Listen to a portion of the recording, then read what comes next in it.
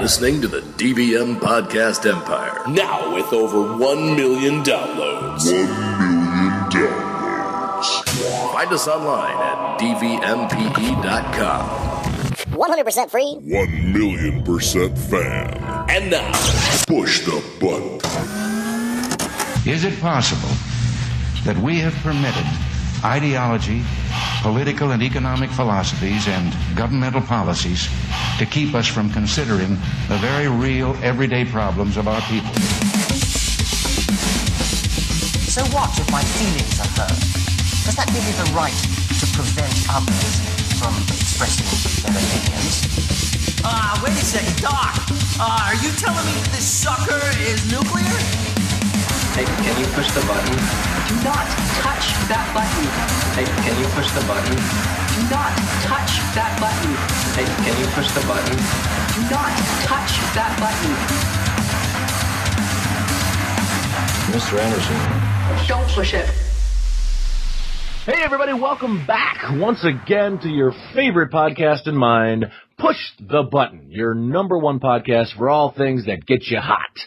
I am your host, David Vox Mullen.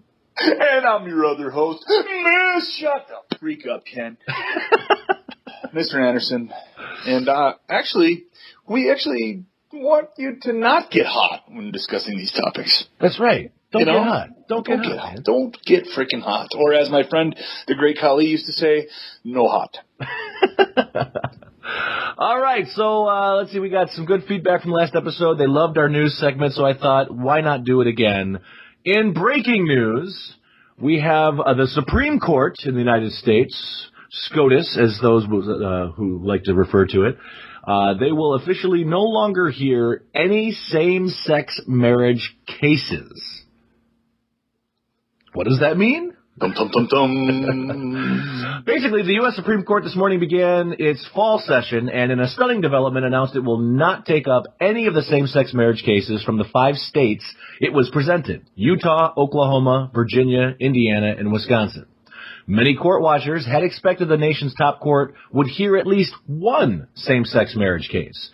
But now, with today's announcement, all stays on same-sex marriages will disappear, to quote NBC Press News' Pete Williams, albeit not overnight. The lower court rulings will now go into effect for all same-sex marriage cases, meaning same-sex marriage is now or will shortly become legal in the state of Utah, Oklahoma, Virginia, Indiana, and Wisconsin. Anyone looking to bring the case to the Supreme Court in opposition to that will not be heard. In addition, same-sex marriage will become legal in 11 more states by virtue of them being in federal circuit court regions. Other states under the jurisdiction of appeals court that struck down the bans will also be affected, meaning the number of states with gay marriage is likely to quickly jump from 19 to 30. The other states would be North Carolina, West Virginia, South Carolina, Wyoming, Kansas, and Colorado. The Supreme Court could take up same-sex marriage cases in the future if a court of appeals rules that a marriage ban is constitutional, with no appeals court has ruled to that date, which no appeals court has ruled to that date. So, basically, marriage is legal for anybody, anyone, anytime, as of right now. This is bullshit. This is I feel that it's my right, my God-given right to discriminate against anybody at any time. It is. It is your God-given right to discriminate. You just can't make anybody else do it. I'm kidding. I hope everybody knows that I'm just... So that's one of the latest things. That's the kind of date our podcast. So today is the day, October 6th, that happened. Normally we wouldn't want to do that, but this was something that happened, so we're going to talk about it. What else do we have? Ebola running rampant in the United States. Wow, we have like, is that your phone? Yeah, it was. Sorry. Yeah, the Ebola virus is now 5 cases have been treated in the United States that I'm aware of. And 2 of which we knew who they were and brought them here. 3 of which just came here without letting anybody know they had it. The most recently were the ones in D.C. and in Dallas, Texas. And there was the Liberian dude There was some hubbub. I'm not sure the specifics, but there was some hubbub about him not being honest on one of his travel applications or something like that. So how many places is the Ebola virus in right now? How many states? Well, 3? Texas it was found, Washington, D.C. Where did they bring the 2 doctors? Was that Oklahoma? I can't remember what state they brought him in. Right when the first case came to the U.S., they brought him some. Georgia, maybe, I think it was? Wherever the CDC is. Maine? I don't know. North Dakota? No, I'm not sure, actually. 49 other options to go for.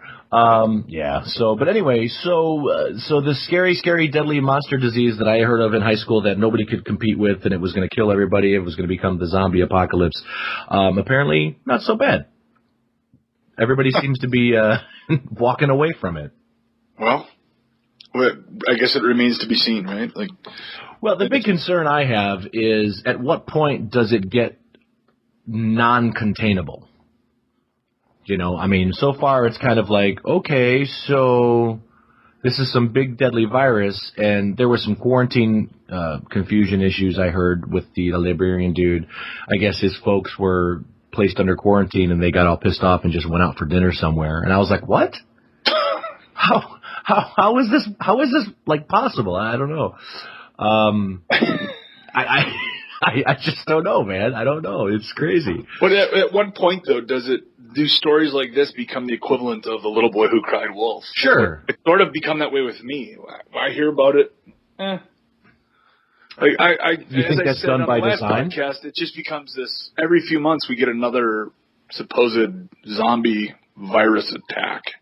Yeah. That's going to bring this country to its knees. And maybe the fact that it gets so much press is why it never spreads. Maybe people take effective measures because there's so much talk about it and everybody becomes so scared about it. But it just seems to me that after a while, people start to, they're talking about it, but it's probably BS just like last time. You know what I'm saying? I don't know if I'm quite to that. With Ebola, I'm definitely, like the H1N1 virus, the swine flu, the bird flu, that stuff was like, maybe, okay, somebody died, that sucks. Not to belittle anyone who suffered from those diseases, but I'm sorry, but when you call it Ebola, my heart goes like, whoa. Because I've seen movies. They don't make movies about the bird flu. You know what I mean? Right. So, I don't know. I don't know. I mean, why do you think that is? You think it's done by design? Do you think somebody, the fat cats, the Illuminati, I don't know. The Illuminati, yeah. Somebody's got it all one grand design to make sure that we're all being good little sheep? Well, I know that there is one podcast or one news source that you can listen to that I'm sure right now he is talking that same talk, that it's a government conspiracy to, that guy would be Alex Jones, by the way. The black helicopters are coming, man. Let me tell you. Let me tell you something. Infowars.com. There's a little free plug for you, Alex. Yeah. I fear it's those days when all the fit hits the shan. You're gonna have Alex Jones out there going, "See, I told you." Yeah, with a megaphone. I told you guys. Nobody listens. Oh my gosh. Let's see here. Oh, we have another interesting story out of the UK. Scott Humphreys jailed after killing Richard Rivetto over finding out that he, quote, poked his girlfriend on Facebook. Oh, now, if you would have stopped before the on Facebook, exactly. I may have said I don't see the problem here. Right. Excuse me, sir. Did you poke my girlfriend? Yes, but it was only on Facebook. Oh, well, that's a horse of a different color. Oh, I see. I shall pummel you to death. Okay, that's terrible. I'm sorry. Again, I don't mean to make light, but don't get hot. Yeah, a man who killed his pal after finding out that he poked his girlfriend on Facebook has been jailed for 4 years. Apparently, that's the sentence for death in the UK. That's what you get for killing your friend. I think it was an accidental death, obviously. When you beat somebody up. Could you imagine being the family member of the guy who was killed, though? Well, Well, let me get into the story a little bit, and maybe we'll get into a little bit why. It says, Scott Humphrey repeatedly punched Richard Rivetto during a row in a cab on the way back from a stag party or whatever, something like that. Again, you have to forgive me. This news is coming out of the UK, so some of their terms are a little beyond me. So row means fight. Right. Nottingham Crown Court heard that Humphrey, 27, angrily asked Mr. Rivet, if you're such a good friend, why did you poke my missus? Sending someone a virtual poke on Facebook is often seen as a way of flirting with them. First of all, I've been on Facebook for about 6 years. I ain't been poked since like 2003. You know what I'm saying? Prosecutor Gareth Gimson told in the hearing argument that the argument came to a head as the taxi stopped in Top Valley, Nottingham. He said Humphrey struck 29-year-old Mr. Rivetto, causing him to bleed from the nose, then delivered the fatal blow, knocking his friend to the floor and causing him to bang his head on the pavement. Father of one, Mr. Rivetto of Arnold, Nottingham, suffered devastating head injuries and died in the hospital hours later. Humphrey fled the scene, but later handed himself in to the police.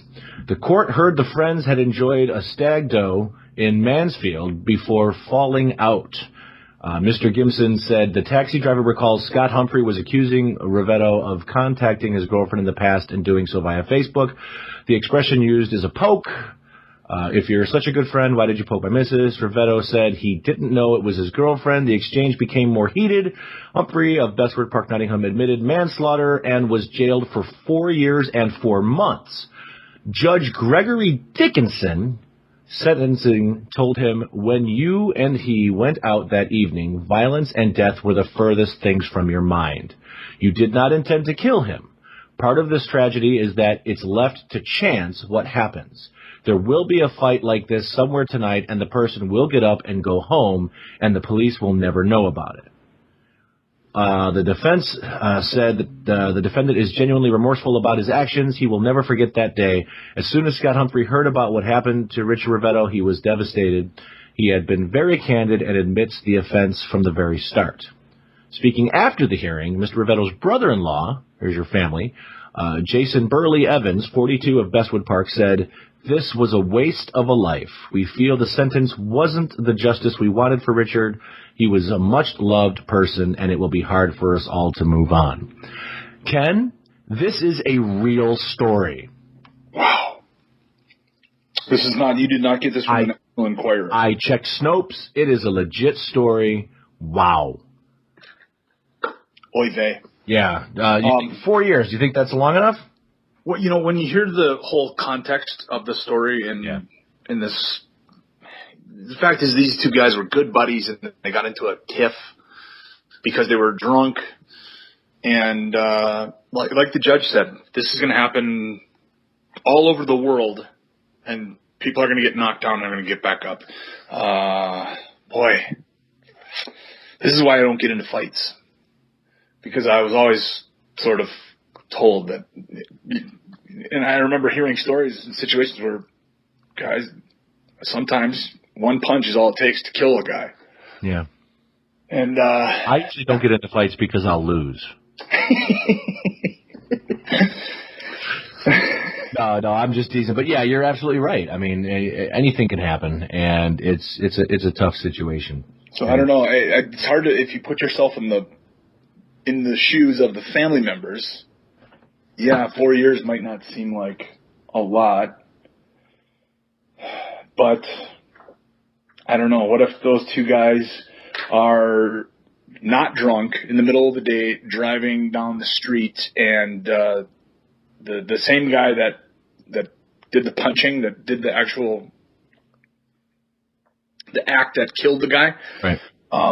What if he's driving and he forgets to check the other lane and turns into a traffic and, makes a lane change illegally and gets sideswiped by another vehicle that was there, or sideswipes a vehicle, and the guy dies? It's sort of the same scenario where it's like an unintentional death occurred. Does that guy get more than 4 years in prison? Exactly. Yeah, that is a tough spot. That is absolutely a tough spot. And, I guess, they made the judgment call. And they made a ruling, and they're carrying out sentence, and that's what it is. So 4.25 months. Wow. So there you have it. 4.25 months. Well, 4 years and 4 months. 4 years and 4 months. So, Gotcha. Yeah. Gotcha. So 4 and a little over a quarter. You don't mean to jump off here, but do you guys happen to watch that Housewives of New Jersey show? I do not, but I am familiar with the title. Yeah, well, I do. I'm going to reserve my judgment. Go ahead. Well, hey, my wife makes me watch it, okay? Oh, okay, okay. She makes me. She twists my arm. She holds me down. She actually chains me to the bed, and I have to watch it. So, no, but I guess one of the couples on that show, the Giudices or the Judices, or I don't know how you actually pronounce their name, but they apparently didn't pay taxes for years and years and years and committed all kinds of fraud. And in New Jersey? Come on. In New Jersey, yeah. Come on. Forget about it. No, but nothing, but you never pay your taxes. Oh. Well, they were just sentenced to, I think the guy got 4 years and the wife got something like a little over a year. Actually, I think I had heard that story. And they've got children. I think they have like 3 or 4 girls. Yeah. And that's just, they're very young children, and I just can't imagine what those kids are going to have to be put through while their parents are sitting in a can for the next. Are they going at the same time? That I do not know. The reason I ask is because for those people who follow Chicago news and politics, Jesse Jackson and his wife, not the Reverend Jesse, his son, Jesse Jackson Jr. Yeah. The one whose name was thrown around with the whole Obama Senate seat and everything with Blagojevich and all that fun stuff we had here. Real life is better than TV out here. They were both sentenced to prison for fraud, but somehow they got to make a choice between who went first and then the other one would go, so that someone would be with their children. So like I think Jesse went first. I could be wrong. It could be his wife. Either Jesse or his wife went first, and then when that person's out, then the other one goes in. So that I've never heard of that before. So I was just curious if these two are going to go in the same way or. Sort of seems to me like that would prolong the pain for everybody. Possibly. You know what I mean? Yeah. It depends. Crazy. Well, we will be right back after this. David Voxmullen here to tell you all about what's new this fall on the DVM Podcast Empire. The new TV season is here, and we've got a great lineup for you. New shows like Gotham, The Flash, Forever, iZombie, Better Call Saul, Constantine, The Messengers, and Wayward Pines. We've also got new DVMPE original shows like Movie Mojo Monthly, Loot the Room, TV Resurrection, The Comic Book Podcast, Fangirl Zone, Push the Button, and The Windy City Rejects. And yes, all of your favorites are coming back as well, like the Podcast of Interest, Arrowcast, American Horror Cast, The New Who Podcast, Game of Thrones, Grimm, Once Upon a Time, The Walking Dead, and so much more. Of course, absolutely none of this would be possible without the support of our listeners just like you. So please consider your continuation of support by telling all of your friends about us, shopping online through our Amazon portals, or simply by donating directly at dvmpe.com. The DVM Podcast Empire. We don't just watch TV, we live it.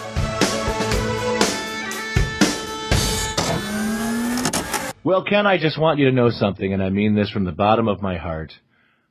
I'm praying for you. Oh, yeah? Yes, I am praying for you daily, and I know that my prayers are going to completely, 100% complete whatever the desires that I prayed for are going to be for you. I just want you to know that. Well, really? Well, what exactly are you praying about? What good fortune can I expect in my life? I detect a little sarcasm, Ken. I detect some sarcasm on your end as well. Yes, that's right. Today's episode, we're going to talk about the power of prayer. Or lack thereof. See, it's a very interesting concept because me being a person who is a believer, I've grown up my whole life believing in prayer as a tool to communicate with the God that I believe in. There are people out there who believe in the very specific literal essence of prayer, meaning you could pray for a healing to happen to somebody and it would happen. You could pray that God would get you that promotion you're looking for. There's all different schools of thought and belief on all of that. And then, of course, there's people on the opposite side of the coin who think that you're literally just wasting your time. And we'll get into all of that. The reason why we talked about this is you mentioned about intercessory prayer, about something you had talked about in the past. And I have a good friend of mine, probably listens to this show, his name's Eric, who once brought up, if I pray that I really get this job that I'm hoping for, and there's 17 other people who are applying for that job, and they're all praying, am I really just praying that God doesn't give them their job? And it really raises an interesting thought. Like, is it, when we pray, is it only about us? Is it selfish? Is it, all that stuff? And, there's crazy stuff going on. Prayer is such a common, it's assumed to be a common understood thing in America. Right or wrong, it is. One of the things in the news that you mentioned, Ken, was that there was a school that was in the news recently because there's an atheist group that's trying to push to get a photo or a painting removed from a school. Yeah, there's I found this on the Blaze.com, which is, I'm while I disagree with him many, many times, I think that overall Glenn Beck is a pretty decent human being. When he's not crying. I don't mind the crying either. I'm just teasing. I don't mind. He's a passionate man, Ken. He is very passionate, but and to me that's I think that's a very common, I've heard anyway, that's a very common thing with Mormons too, that they're supposed to be able to show that they're sensitive, their sensitivity. Okay. But basically this painting on display in an Oklahoma middle school's main office, this is according to Billy Hallowell at the Blaze. A painting on display in an Oklahoma middle school's main office has caught the ire of atheist activists who are demanding that officials immediately remove it. The Freedom from Religion Foundation, an atheist activist group, sent a letter to district officials on August 25th complaining over the image, which features children praying in front of an American flag. The poster, based on a painting titled Faith in America by artist Donald Zolan, has been hanging in Kenneth Cooper Middle School in Oklahoma City, Oklahoma for nearly 2 decades, but the Freedom from Religion Foundation claims that it violates the U.S. Constitution. The district, though, doesn't appear to be budging.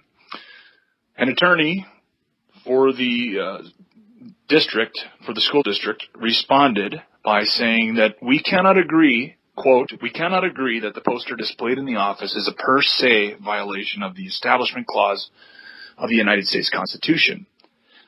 Though, as you've pointed out, the title given to the artwork by the original artist is labeled Faith in America, there is no text displayed with the poster which imputes the artist's intent, theme, or title, end quote. Okay, so let's punch some holes in this here. Yeah. And we'll play both sides of the coin, but so the image, and I don't have it, maybe I can find it online and maybe post it on our page, but the image from what it was described was a pair of students or a pair of children, right? Yes, they're very young children. Are they 3, 4, on bended 5 knee years or old. something, or? It's just from the waist up. Okay, so they have their heads down in prayer, I'm assuming. One of the children has his head down and he's got his hands clasped. Okay. As he's praying, and the girl in the foreground is looking upwards, and she's got her hands together, just pressed together. The typical prayer. Okay. Yeah. And they're in front of an American flag. Is that what it is? Yes, and it's the title is, and there's a little title at the bottom of the painting or the picture, and it says Faith in America. Okay. And then it has the artist's name underneath that. Okay. So there's no giant like crucifix in the sky. Mm-mm. There's no Christ there, so we don't know if they're praying about Christ. There's no Star of David.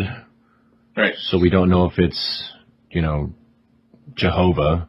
I'm assuming there is no symbolism of Muhammad or Gandhi or Buddha or anything like that. Nope. In fact, the only symbolism we have is the American flag. Yes. Okay. And the title is Faith in America.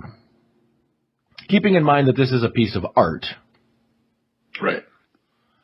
I am inclined to defend its existence in the school to a degree.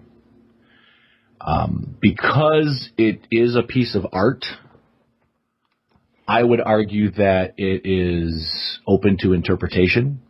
Saying the phrase faith in America could mean both the existence of faith in the country of the United States of America, but it could also be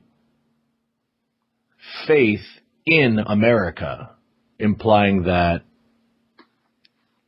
we have hope for the country, things like that. Obviously, that's not the typical interpretation that I would probably go to, but it is one that it's a reasonable doubt is the point I'm making. And that being said, it does not seem to imply that this is how you should behave. It doesn't say that you must do these things. It doesn't seem to me to be anything more than an artist's interpretation of an expression of art. Now, if it's being used in the school for nothing more than showing culture and art and all of that, I'm down with it. If it's been put up because the school wants to show children how to pray, that's where I take issue, because I think it has no place then. Does that make sense? Yeah.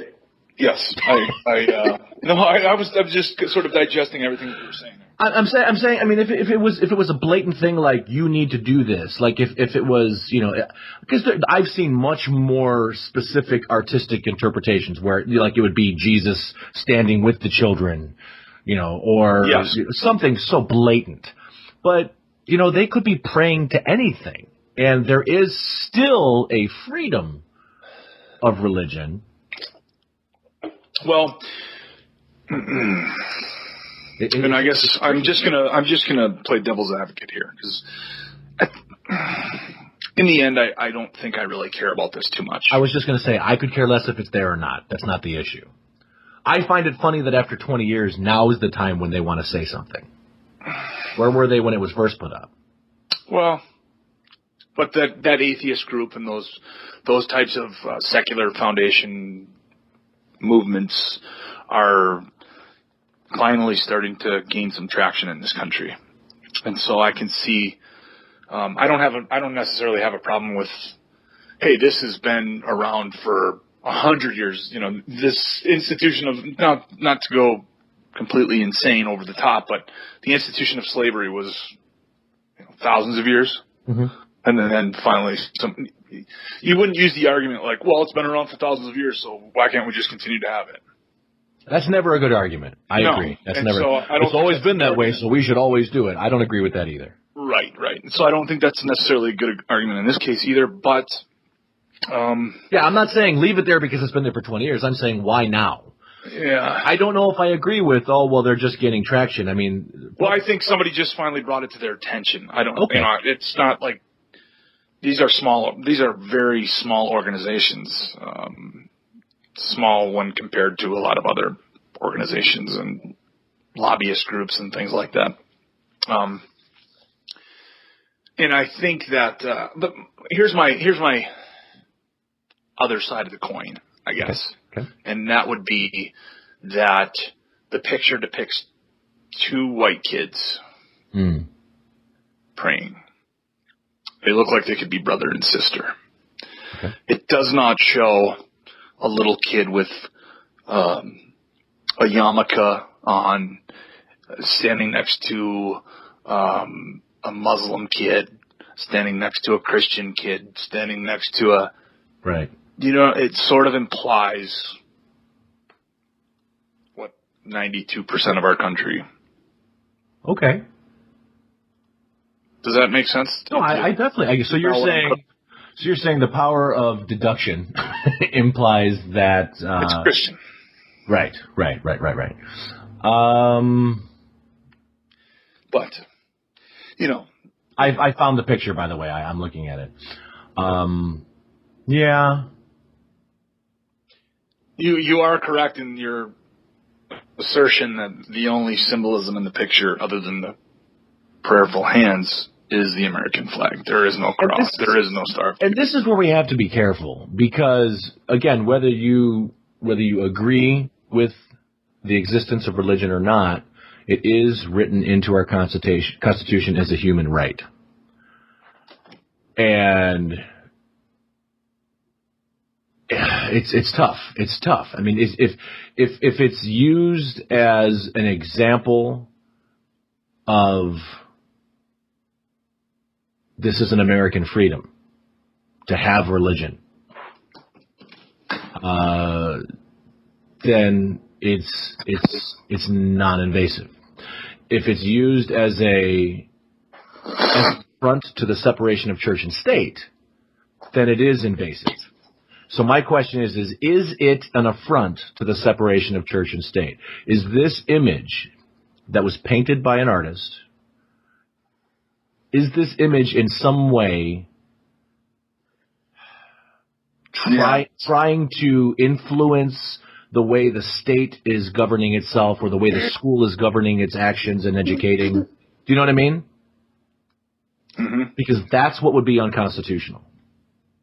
Well, it's sort of like you just had the issue with the football team, the college football team that is no longer allowed to say prayers. At high school or college that had a prayer before every game, and now one of these atheist groups went in and raised a stink, and they're trying to pull the prayer from the beginning of the game. And in my opinion, it's not an inclusive thing. If I'm an atheist, if you have an atheist and if you have two atheists out of a team of 50 people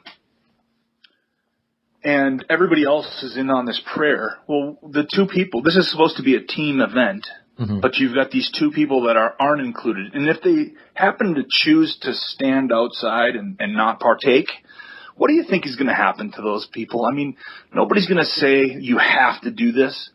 But are you working down the road here of that they would be somehow ostracized? Well, that is what often happens in those situations. I'm not saying that will happen, but that is a very distinct possibility, and that's why I have a problem with that. I don't think there is a place for, hey, if you want to by yourself over in a corner, say a little prayer, fine, go ahead. Yeah. But to make everybody gather around, and now the leader of this team, that being the coach, is I'm going to lead you all in prayer. Oh, Jones and Dickinson, you don't want to be involved? Fine, that's okay. You do whatever you want to. Okay. It's sort of like, my wife saying, hey, yeah, go ahead. Go out with the guys tonight. It's okay. It's totally up to you. And you hear the rattlesnake rattle. I got you. Exactly. Okay, so while I have no doubt that does happen, it shouldn't happen, and it's terrible that happens. I think that there's also instances where people aren't behaving that way. At least I'd hope. I would say this. In this country, there has been a lot of emphasis on trying to teach tolerance of the differences that we all have. Mm-hmm. Whether that's racial tolerance, whether that's religious tolerance, whether that's sexual tolerance. These are all things that we admittedly need to work on constantly. I am a Christian. My belief structure coincides with the Christian belief. When I go to my child's holiday event, no longer called a Christmas event because they lost those fights, and that's fine, I don't care. I don't need it to be called a Christian a Christmas event for it to have any effect on me or my family. That's my personal business. But because of the tolerance aspect, When I go see my child's holiday play, I'm hearing things that invoke the Christian belief. I'm hearing Jewish belief. I'm hearing Muslim belief. I'm hearing Buddhist belief. And these are things that in the 60s would not have happened, and I agree with you there. But while I don't necessarily subscribe to those other belief structures, I'm not really offended when they do it. And I'm also not feeling, well, because I don't partake in the Jewish way of things or the Hindu way of things or the Muslim way of things, then I am, not a part of this event. I don't feel like that at all. So I wonder, is there a line between, whether or not, let's just be honest. Well, yeah, and how inclusive do we get? That's what I mean. Like, I know for a fact that you're an atheist, and I know that you don't necessarily believe in the God that I believe in. Mm-hmm. But if I were to say to you, Ken, I really want to pray for you, would that make you offended? No, I'd say thank you. I appreciate the sentiment. I don't think it's going to do any good, but Exactly. And that's kind of where I'm coming from, is if somebody wants to think good thoughts towards you, and you don't believe that it's going to do a lick of good, but is it hurting you? Is it something that, and again, I don't want to be like, hey, if it's not hurting you, leave it alone. I'm not trying to be as simple as that. Right. But I want to be respectable. But at the same time is, if there's two atheists on a football team, and while I agree it should be a team thing and they should be included in everything, why do they have to excuse themselves? Is it against something? Is it an offense to them that they need to excuse themselves? Right. And that's... look, I'm put in these positions all the time. I'll be at a dinner, and somebody will want to say a prayer.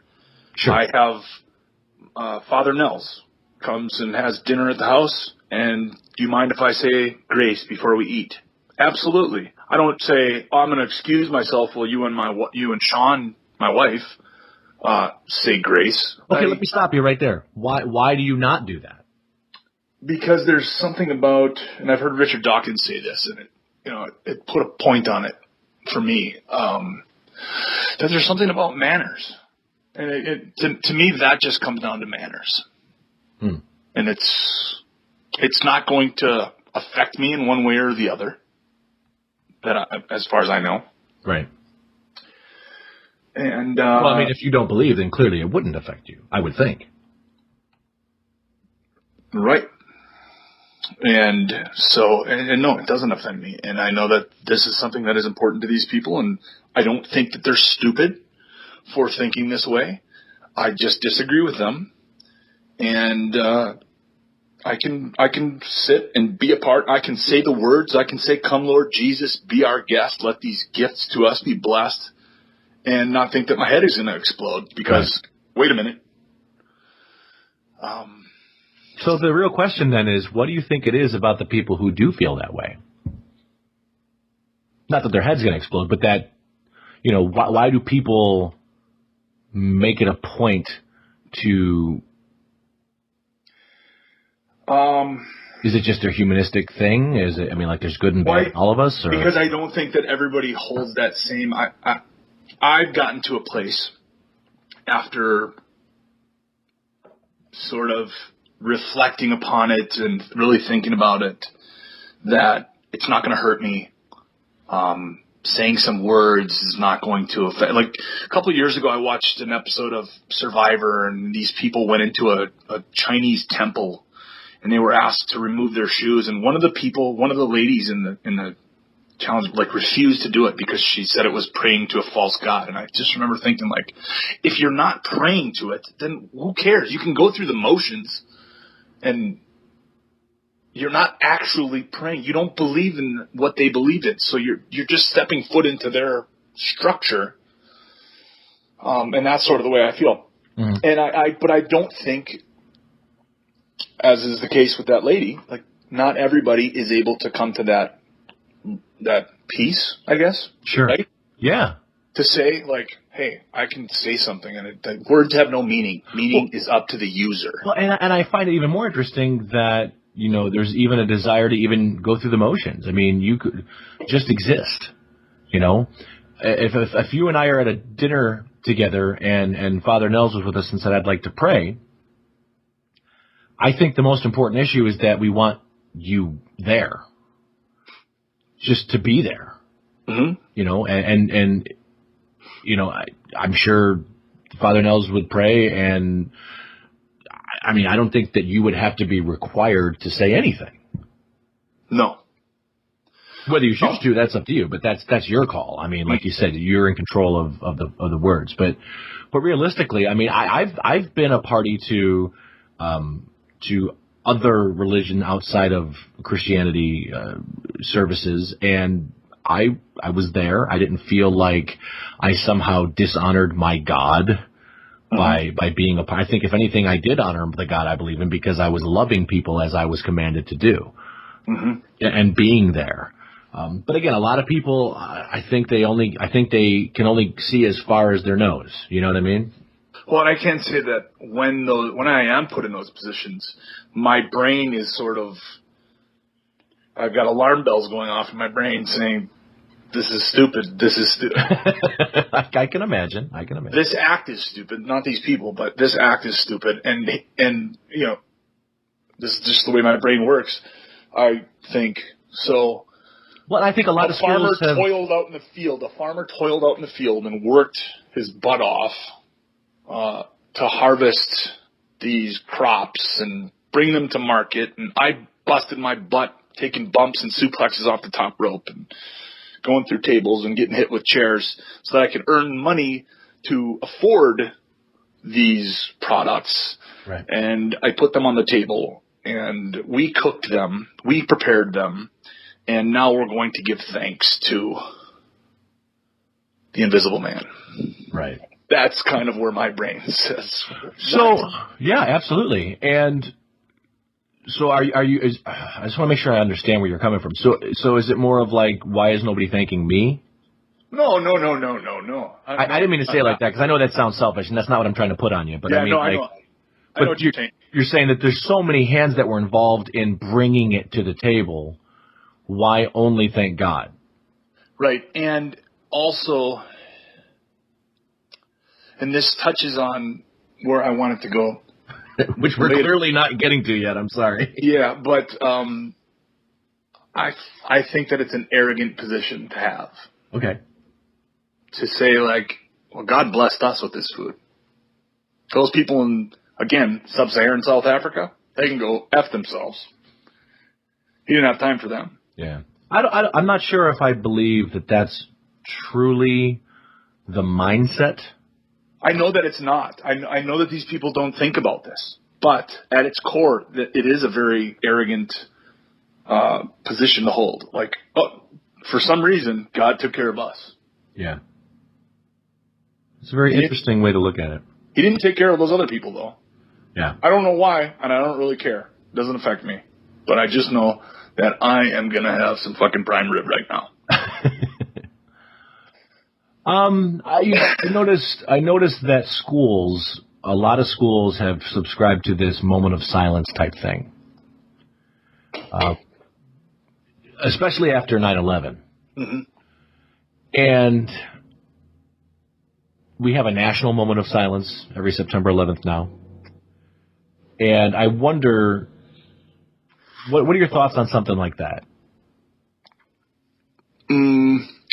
Again, I don't really have a problem with it. You can do whatever you want in that moment of silence, right? But that's kind of the position that a lot of people who are behind the moment of silence are like, hey, you could pray, you can think about nothing, you could, whatever. I would argue, not so much for prayer, but I would argue that the moment of silence is more a show of respect. Whether it's just you know what, with the craziness of the world, just shut up for a minute and just stand still. And it's probably a good reminder that I have a hard time doing that myself. I have a hard time. I always feel like I have something going on. I'm multitasking. I'm listening to a podcast while I'm reading an article, right, while the news is on in the background.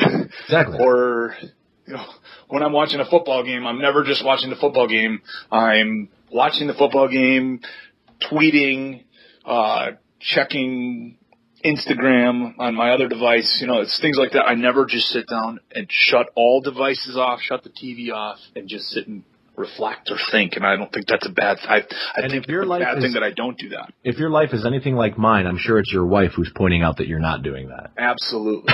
Absolutely. Every weekend, without fail, I get yelled at least once or twice for not, just putting my phone down or because you're a lot like me. We're just moving and shaking, trying to keep things in the air. And totally. In fact, I go to bed with my iPad, and she says to me almost every other night, if I wake up to the frickin' iPad in my back again, I'm going to go across the room. Because that's what I'll lay in bed. I'll say, okay, tonight I'm going to go to bed at, say, 10 o'clock. Right. I'm going to shut everything off, shut the TV off, and I just lay there and I look up at the ceiling, and I cannot shut my brain off. Yeah. I need to read something. And so, I'll pull up my iPad and I'll read a book, and inevitably I'll fall asleep within 2 or 3 pages, or I'll start to feel it. And then I'll wake up and the iPad's in her back, and I sort of grab it. You're the bad guy. Gingerly and gently pull it and set it on the ground. And they get hot when you fall asleep with them, man. They do. They do. Yeah, that's rough. That's totally rough. And, and not only am I guilty of that, but my poor 9-year-old daughter, she's doing that now too. And for those of you who want to yell at me about my parenting style, I'm constantly, when I come to bed, I've got to shut off her iPad because she's falling asleep with it. And it's like, oh, man, I'm a bad role model. But terrible. We deal with, you pick your battles is what you do as a parent. So yeah, I don't have a problem with the moment of silence thing. I think I honestly don't either. I'm sorry. I feel like, hey, those are the places in lieu of reciting the Pledge of Allegiance with one nation under God, and things like that. In lieu of that, those are the moments, if schools wish to do that, where your churches and your religious leaders and those that you look up to in the faith community, if they want to sort of instruct you, those are the times where you say that prayer to God. There's no problem with that. That's fine. Yeah. Well, and here's don't make my kids. I agree 100%. The beauty subscribe or claim that they subscribe to the same thing that you do, because then you run into that inclusiveness. Well, if I don't say it, then I'm not going to be part of the group, and I'm going to be ostracized, and then it starts to lead to that. Oh, I really want to get into the Pledge of Allegiance, but we won't. Well, not for this episode, because that's more of a political thing. But we will definitely talk about that in another episode, because I would like to get into the refraining of doing the pledge, much like the prayer thing. And I understand that has its own history, and we can dig into all that. That's definitely a good episode. We'll definitely do one all about that. But I wanted to get back a little bit before we cut out on the whole concept of prayer. I know that you feel very strongly about it, and I would say, go ahead. Well, I was going to say, where do we get this idea of prayer from? And again, I'm going to use the Bible as an example of where people get this idea from. That and I think and I know you sort of touched on it already, but when I think most Christians say, because I hear it all the time. I hear it on the news. I hear it on, especially if you watch Fox News. I hear it on, Glenn talks about it on The Blaze. If you watch The Blaze, he talks about it all the time. This power of prayer, and I go to church every Sunday, or at least every other Sunday with my wife. I'm probably the only atheist that goes to church every week.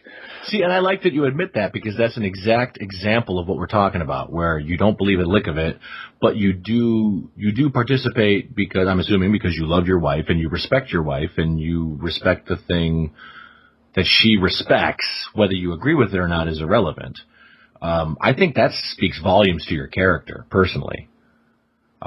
That's a compliment, by the way. Well, thank you very much. Thank you. And I think it's neat. I think it's good that you do that. The biggest irony is that my family does have faith, and we don't get to church near enough, and I'm probably the biggest reason why we don't. And I know that my wife would probably like to go to church, And I'm certainly not the one who wants to go. Why is that? Why is it? You just I think it's a mixture of laziness. Mm-hmm. And I mean, if I'm being honest with myself, which I try to do, being a Christian, I'm one of the people who believe that I could pray anywhere. Mm-hmm. I don't need a moment of silence. I don't need any organization to set aside time for me to do it. I could do it in the car. I could do it on the road. I could do it right now while I'm talking with you. So I think I sometimes use that as a justification to not have to go to church. Gotcha. It's interesting you say that. My wife and I were married by a pastor at the Minnesota History Center. We got married at a museum, basically. That sounds cool. It was beautiful. The place, she picked it out and she did all the work, so I can't take any credit for it. But I just showed up. There was a family member who sort of poo-pooed the idea, like, you're not getting married in a church? Because it wasn't a house of God. And my wife said to that person, I remember she looked right at her and said, yeah, God can come to the museum of the History Center. He'll show up. You gave him an invite. So would that be a plus 3? Yeah, plus 3. Plus 3, but it's 1. You only have to pay for 1 plate. I don't know.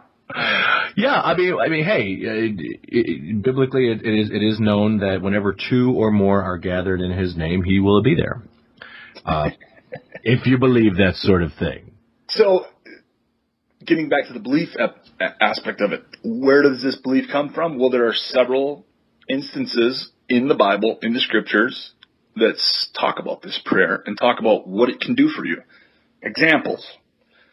Psalms 107. Then they cried to the Lord in their trouble, and He delivered them from their distress. He made the storm be still, and the waves of the sea were hushed. And then they were glad that the waters were quiet, and He brought them to their desired haven. Matthew 7. Ask, and it will be given to you. Seek, and you will find. Knock, and it will be opened to you. Matthew 21. And whatever you ask in prayer, you will receive if you have faith. Mark 11. Therefore, I tell you, whatever you ask in prayer, believe that you have received it, and it will be yours. Let's see. I would like a Lamborghini Countach, 1987. Okay, now I'm believing that I have it in the garage. No, you don't. I'm going to go look in the garage. That's why. That's why it won't work, because you don't believe it's really going to be there. If you really did, boom, you'd be going 210 on the expressway right now. If you believe that you can move mountains, you will. Prayer can do that for you. It says it in the Bible. I find it so surreal and a little bit humbling that on every episode of this podcast, the quota of Bible references being spoken is mainly on your end. As Penn Jillette says, if you'd like to create atheists, have them read the Bible. Right. Very, very funny. Very funny. Yeah, I definitely see that. That's where that comes from. In fact, I believe before Christ, it was the custom that you would offer your prayers to a Pharisee who would then take them before God on your behalf. There's your intercessory prayer. Oh, and also, much like the Catholics do today, where they pray to Mary or other saints to intercede on your behalf and then give this information to God. Right. I never, to this day, can completely understand where if Christianity is based on the belief that Jesus came to bridge the gap once again between God and man, why we would ever need to continue to pray to other people doesn't make sense to me. But yeah, it's a billion-dollar industry, so why would we mess with it, right? Right. Well, and I guess the question is, well, what's the problem? So what if somebody in their head prays about something What does it affect if, as we talked about earlier, if we're having dinner and I decide to pray for you, or you asked me earlier if you asked me, hey, I would like to pray for you, you tell me I'm going to pray for you. What harm is that causing me? I'm going to pray for you so hard, you're never going to know about it. When you least expect it. I guess it depends on if you're praying for good things to happen. Yeah, right. Well, there are instances where it's mentioned where people prayed for bad shit to happen. Right. God damn these people. That's where it comes from. I'm petitioning God to damn this group of individuals over here. And at various times, God decided, yeah, I'm going to damn those people. Maybe that's what it's all about. Maybe all the times when all the people who God didn't save is because there was another group who were really louder. And they were like, damn those people. Well, it's just like the football teams, right? Right. Oh, yeah, exactly. One team had more people praying on its sidelines than the other team. Was it the Tim Tebow stuff? Yeah. And then he ends up getting canned. It's like, maybe you should have been praying about your job. Really? Right. Who knows? Well, and that's the thing. And here's where, I do think that it is an extremely arrogant position. I can totally understand that. I have had friends who have said to me, this actually occurred in my life, where somebody said that this woman was a stay-at-home mom, and she didn't have, she was bored in the kitchen all day, or Careful. she spent a lot of time in the kitchen, and the dining room area they're kind of connected. She said she spent a lot of time in there, and she was bored, and she prayed that she could have a source of entertainment. And the next day, a friend called her and said, I have a clock radio that attaches underneath the kitchen cabinets. Would you like this?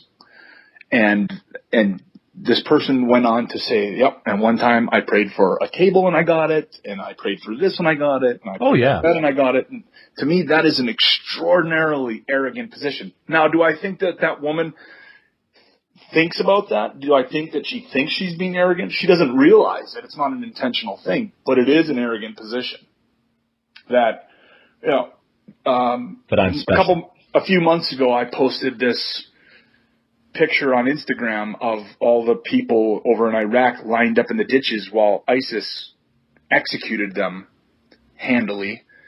And I said something to the effect of, apparently God is too busy giving people in America cars and pools and lush gardens to take care of these people over in Iraq, which drew the ire of many. I vaguely remember that instance. And it was sort of brought on by a frustration that I had. I was flipping through Instagram, and I used to follow Mark Merrill, who used to be a wrestler. Now he's a preacher. And he had posted a picture looking out of his back window, and he had a lush green lawn butted up to a body of water, whether it was a river or a lake, I'm not sure. He had a fenced-in pool area, and, it was obviously a really nice pad, and said something like, God has blessed me with all of this, thank you. And I just thought, that is just so arrogant. It's so arrogant. He doesn't mean to be arrogant. He doesn't think he's being arrogant. Right. But he is. By saying that in a great tragedy, in a tornado that rips through a community and destroys billions or millions of dollars worth of homes and kills babies in their cribs, and forces old people into their attics where they then drown, or, in the case of Katrina, where these people, a lot of people died in that instance, and most of the people that walked away from that instance said, God spared me. Thankfully, God spared me. Well, by saying that, you are implying that God didn't have time enough, didn't think highly enough of those other people to save them. Without saying it, you're saying it. Yeah. I'm not sure why. So let me ask you then, does Does that feel offensive to you? Their arrogance or ignorance of arrogance. I don't know if offensive is the right word. It's just it offends. Well, and if you take the side of those who died, you would be offended. It offends my logic. It offends my reasoning, I guess. Okay. I don't, like I said, I don't think these people are bad people when they say things like this. Sure. I don't think they think about it. They're not realizing that by saying that God gave me a clock radio to hang under my cabinet because I asked for it, that you're then implying that God, some other kid has bone cancer and is going to die. Right. Well, I mean, I'll be real honest with you, and mainly for the sake of this conversation. When I was 15 or 16 years old, my stepfather at the time had decided that he was going to cheat on my mom and leave our family. Mm-hmm. And the night I was home, and at that time, you have to understand, I was a church 2-3 times a week, Bible banging, 100% jumping for Jesus Christian. Mm-hmm. Probably crazier than Kirk Cameron back then. Whoa, brother. Yeah. Were you crazier than Ray Comfort, though? I have no idea who that is, so maybe. Oh, that's Kirk's buddy that he always goes over, the Banana Man. I mean, I was the kid who brought the Bible to high school. I mean, I was asking for it. I really was. But I was passionate, and when I look back on my life, I go, you know what? My life was so jacked up. All the bad shit that I had in my life, I firmly believe that young Dave, who had that belief structure, that helped him keep his nose out of some terrible crap, as much as I would never want to go back to that type of lifestyle, I think it suited its purpose at the time in my life. So I'm glad that I kind of steered clear of some pretty bad crap. But the night that my stepfather left my mother, I went in my room and I closed the door and I prayed. And I said, God, please make this not be happening. I believe you can do anything. I believe you can alter time and reality. Please make this just not be happening. And it happened anyway. And I don't know if I was angry at God, but I was definitely confused. Why? And after this conversation with you, I'm realizing how arrogant of me to say why. Why wouldn't you do this for me? Not realizing that my mom would be wrecked, if he had changed it. So then my stepfather, who clearly wasn't happy in the marriage, would be stuck there, and what else? You know what I mean? It was the right thing for my family for him to leave. Right.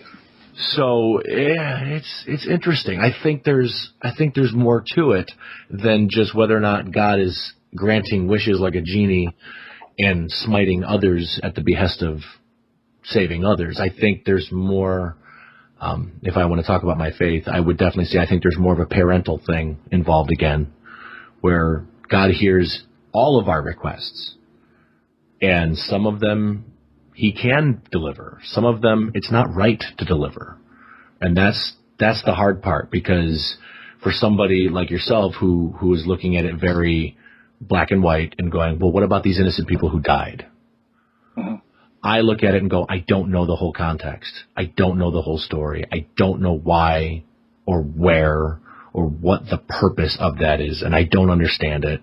Well, and in those situations, I would say, just because I don't know doesn't mean that I insert. It's that God of the gaps thing again. Yeah, no, absolutely. I can't explain it, so therefore God. Yeah. The Iceman, Richard Kuklinski, the serial killer who was like a hired hitman for the mob in New Jersey. Okay. You aware of the? Not off the top of my head. It may come back as you tell me, but go ahead. Okay, so there was this. Oh wait, yes, they made the movie about him. Mm-hmm. Yeah, Michael Shannon played. Yeah, I got it. Stone Cold Steve Austin based his initial idea was based on, he watched a documentary on HBO. He was at home watching a documentary, and this Richard Kuklinski came on, and he was just so, I would kill. This is quoting him. He would just say like, I just killed people. I just walk up to them and put the gun against their head, and that would be it. They'd die. And then the guy interviewing him said, like, and how did you feel about that? I didn't feel any way. I don't feel anything about it. It's just like taking out the garbage. And so basically this guy would go around. He claims to have killed, I believe they've proven that he's killed at least over 100 people. And he says that it might be in excess of 200 people. And he used to just kill people who just pissed him off. If you looked at him the wrong way, he'd kill you. Well, we used to all do that in America in the 1800s, out west. Right, yeah. Well, I'm going to meet you outside, and we're going to have a little duel. You spit on my boot. Bang. Yeah, yep. So this guy, during one of his executions, I guess somebody owed somebody some money. This guy wasn't paying up. And so Richard showed up, and I guess the guy pretty much, when he saw Richard, he knew, oh God, this is it. He's coming to kill me. And he started, please God, no, please God, no. Please God, don't kill me. And Richard looked at him and said, what's your God going to do? And he's like, just please God, don't kill me, please. And he goes, I'll tell you what, I'm going to give you 30 minutes. I'll give you 30 minutes to pray to your God. I'm going to give you 30 minutes to pray to your God to come here and intervene on your behalf. And we'll see what happens. Right. And the guy prayed for 30 minutes, and then Richard shot him. Yeah. Now, when that guy dies, the response from the Christian community is God had a better plan for him somewhere else. God needed him somewhere else. If he lives, because the police have been building a case against Richard for months or years, and everything culminated to that moment, and they happened to be watching him and knew what he was about to do, and they burst through the door and they shoot Richard dead before he can shoot the guy that's praying to God. God intervened on his behalf. That's the Christian response. Yeah, I think it's a no-win scenario for either side. God intervened. Yeah. If he gets shot in the head and Richard thinks he's dead, but the guy still lives, but he's a total vegetable and needs to be hooked up to life support for the rest. The family says, well, thankfully, God allowed him to stay here with us. Right. It's a unfalsifiable position. No matter what happens, it's always attributed to God. God did it.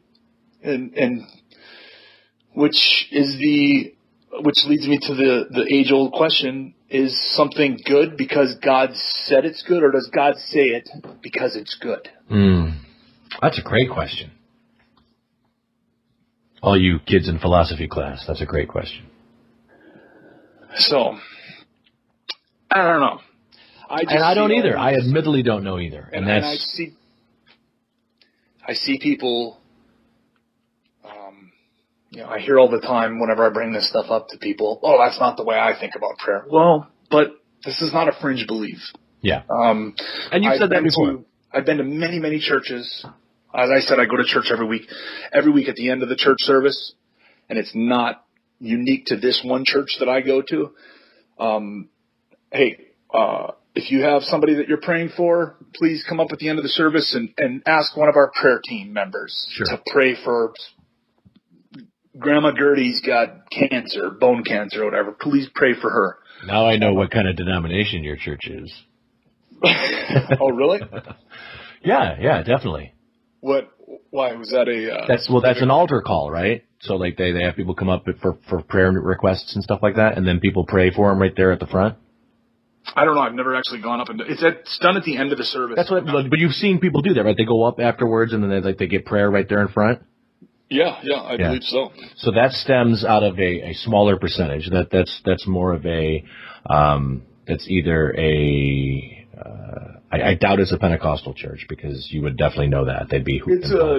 It's a non-denominational. Yeah, non-denominational is kind of like the Diet Coke of everything. Like it's the cover-all, but it is like an Assemblies or it's very much that side of it.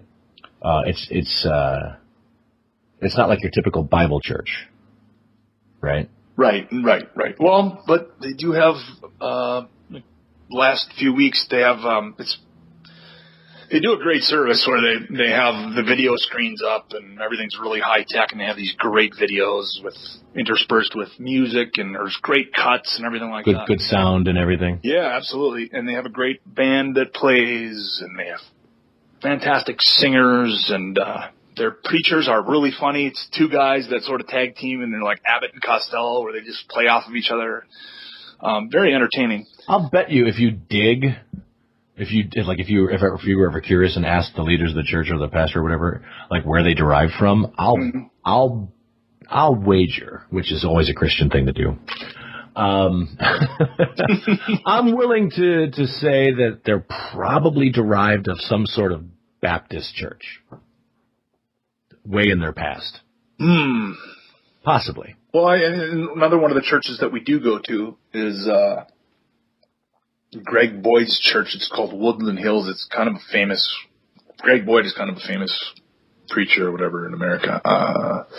And he does derive from Baptist. But I'd have to think about it long and hard. But to see if there's similarities between the two. But I'll actually, you bring up a good, interesting point, and I'll ask them next time I see them. Yeah, it's just an interesting thing. I've been to all different types of denominations growing up, and I always find that there's little things that different churches do, and I just find it interesting. They're all different. Everybody's got their own little ways of doing things, but they did a chapter on Genesis, where they did a series on Genesis. They do series, it's like a 3-week or 4-week series. We're going to talk about Genesis for 3 or 4 weeks, whatever, and they took a very literal approach to that book, and I'm sitting there, you know me, frickin' exploding. My eyes are going to pop out of my head. But the thing is, my point is that I guess, and I've been to other churches where they've talked about prayer, and that's just it. When they're talking about people and their problems, these preachers are not across America are not saying, if you've got a problem, you should weigh the options.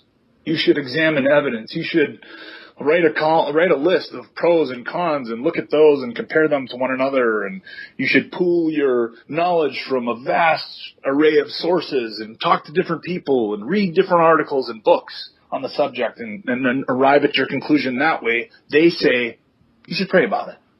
Oh. And I think that leads people to told you about how I feel about pray that. About that. Yeah, I told you how I feel about that.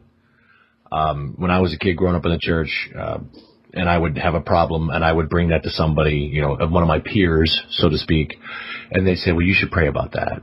To me, I took that as, I don't care enough about your problem, and, take it up with God. Don't bother me with it. Yeah. And right or wrong, that used to piss me off. Right. Yeah. In fact, it pissed me off so bad that I don't think I've ever really said it to anybody. I'm not, now my mind is racing because I'm sure I may have made the mistake of saying it and I'm like an idiot, but for the most part, I don't like that. I don't like that. You should pray about it. Or are you implying that I'm not praying about it? Or are you implying that I'm not praying enough about it? Right. That's frustrating too. So yeah, I think you and I are in agreement on some of that stuff, ironically. But yeah. Well, we have gone way beyond the ball time here, man, but definitely want to hear from you. We want to hear what your thoughts are on prayer. Send us an email, pushthebuttonpodcast@gmail.com. Give us a 5-star review on iTunes, because a 4 or less is not acceptable. And, hit us up on Twitter, Facebook. I just posted that image, so if you want to see that image of the children in front of the flag praying, that's on our Facebook page right now. And I'd say that the prayer thing definitely needs some more consideration on all parties, especially when how you're dealing it out or refusing it. I mean, I think there's a level of care that needs to be taken on both sides. But but Ken, I'll pray for you, man. Thank you. I appreciate that. I'll send positive vibes your way. I'll take those too, man. Anything is good. Well, thanks everybody. Positive thoughts about you. Sorry. Yes, positive thoughts. We'll pray for our audience. Ken can lead us in prayer next week. Thank you, everybody, for listening. Anything you want to hear about, any topic that you want us to discuss, let us know. We'd love to hear about it, and we'd love to bring it out, because I promise I won't get hot. Ken, do you have anything you'd like to share with the audience? I'd just like to reiterate what you just said. Just talk about it, think about it, read about it. If you want to, pray about it. But just don't get hot. Hey, can you push the button? Do not touch that button. Hey, can you push the button? Do not touch that button. Hey, can you push the button? Do not touch that button. Mr. Anderson. Don't push it.